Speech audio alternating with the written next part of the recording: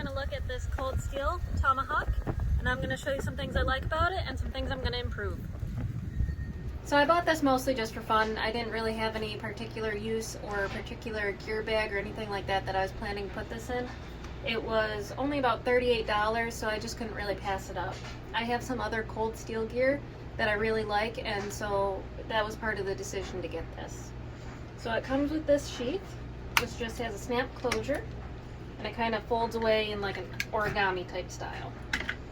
It comes well oiled. You can see there's still a lot of oil on here, and this spike isn't too sharp, but we can always fix that. In some ways I wish it had more of a flat spade so you can use it for digging. I'm not really sure how much I'm going to use the actual spike. I don't really split coconuts all that often, being in the Northeast, but I'll leave that as it is.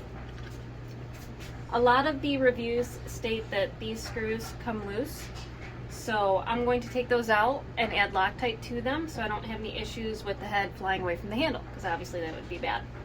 In general, this handle is plasticized, but if your hands are sweaty or if it's slightly wet, it's very, very slippery, which can easily lead to the hatchet flying out of your hands, which isn't any good. So what I'm going to do is I'm going to buff this up on my grinder so it gives it a little bit more grip, and then I'm also going to add a paracord wrap on the bottom half. So with it being ground up and rough, that's going to hold that paracord even better. So those are a lot of improvements that I'm going to do to it, and I'm looking forward to actually taking it out into the field and using it. So this is what the hatchet looks like when everything's disassembled. You can see it's a very simple design, just a couple of screws and some set screws that hold in the main piece of steel to the body. One thing I didn't mention yet on this cover is that there's no attachment points to it, so I'm going to have to make my own belt loop that this will slide right into. So what we're going to do now that everything's disassembled is we're going to take this and we're going to rough up the handle a little bit.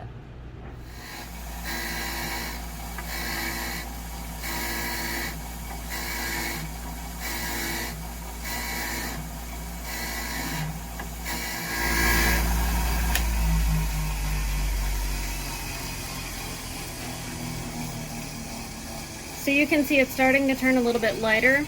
That's the ridges coming off and the plastic melting a little bit, but that's going to give really good grip. So I'm probably going to vary this a little bit the further up in the handle I go and get a little bit more aggressive, because as I said, down here at the bottom it's going to be paracord, up here is still going to be just for your hand. So the wire wheel definitely gives you a more aggressive rough surface. Now if you don't have a wire wheel, you can just use some medium to medium rough type sandpaper and go along the edge. It obviously doesn't look as pretty as it did out of the box, but this is definitely going to give you a lot more grip when you're going to use it. So this is the paracord I'm going to use to wrap the handle. It's from Paracord Planet, which I really, really like. So I just added a very simple knot in the end. So I've started with my knot on the one end of the paracord, and now I'm just going to do basically an overhand loop. So it's going to tighten itself down, and now I'm just going to keep on wrapping. After I do a few wraps, I'm going to start adding a little bit of super glue along the handle as I go. That's going to keep it nice and tight, but I'll also be able to rip it off if I need to use this paracord again. Now when I get to the end of the paracord, I'm going to mark a hole, and I'm going to do a second hole through the handle to end the paracord loop. Alright, now we're ready to add the super glue. I'm using a gel style so it doesn't drip off the edges and it stays really where I want it. I'm making sure that it goes all along this edge. And now I'm going to do some wraps. Over.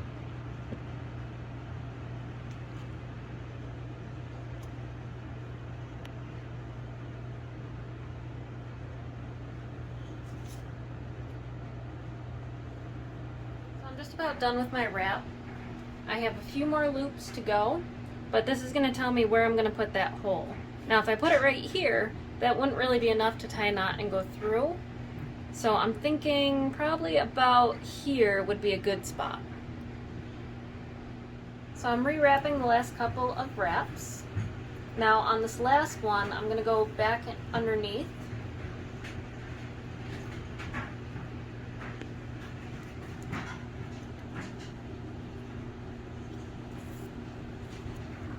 So that way it's going to be nice and snug at the end. Now I'm going to go through the hole that I drilled. Come out this other side. Now if I want, I can come back through here like this.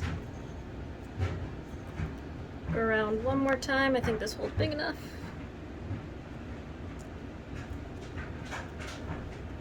So I'm going to melt the end of this and then fold it back onto itself, so that way hopefully it won't come undone.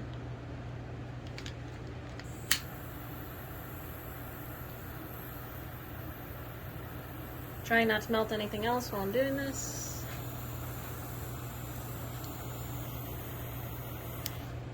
So now I'm going to add a little bit more finishing touches to this. It's not quite how I want it to be, so I'm going to heat it up, really flatten this and smooth it all out. Alright, so we have our handle wrapped. We've got the head back inside the handle here, and I'm about to reinstall the screws that hold it together. Instead of using Loctite, I'm actually going to use the super glue. You can see the original Loctite didn't really do its job. It's not really scuffed up at all, and so I'm going to go a little bit overkill on this.